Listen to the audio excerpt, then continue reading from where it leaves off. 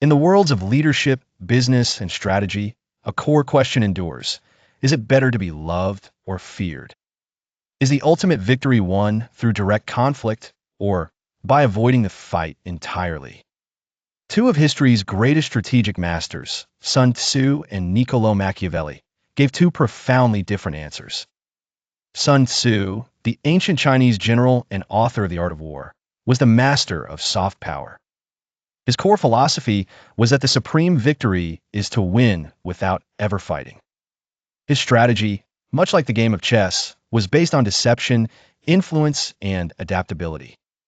He taught that all warfare is based on deception and that one must know your enemy and know yourself to win.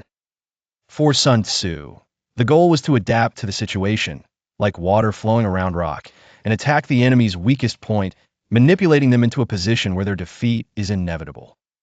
In stark contrast, Niccolò Machiavelli, the Renaissance-era Italian diplomat and author of The Prince, was the master of hard power. His philosophy was one of harsh pragmatism, arguing that a leader's primary duty is to protect the stability of the state at all costs. This goal, he argued, justifies the means. He famously concluded that it is better to be feared than loved, as he believed men were naturally fickle, cowardly, and ungrateful.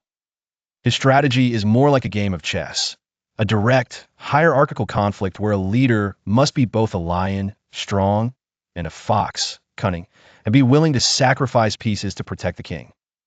When compared head-to-head, their differences become even clearer.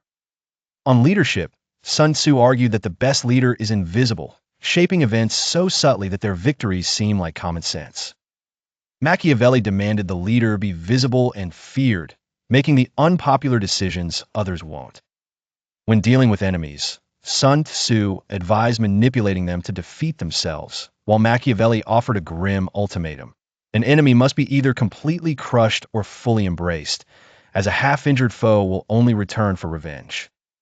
On morality, Sun Tzu saw it as a tool to unite one's own people, whereas Machiavelli saw it as a dangerous luxury a leader cannot afford, insisting that a prince must be willing to act immorally to preserve power. Ultimately, these two thinkers are not as different as they seem. Both were profound realists who saw the world as it truly is, not as we wish it to be. Sun Tzu teaches you how to build the perfect strategy, while Machiavelli teaches you how to be the strong leader required to execute it. The true master, in leadership and in life, learns how to use both.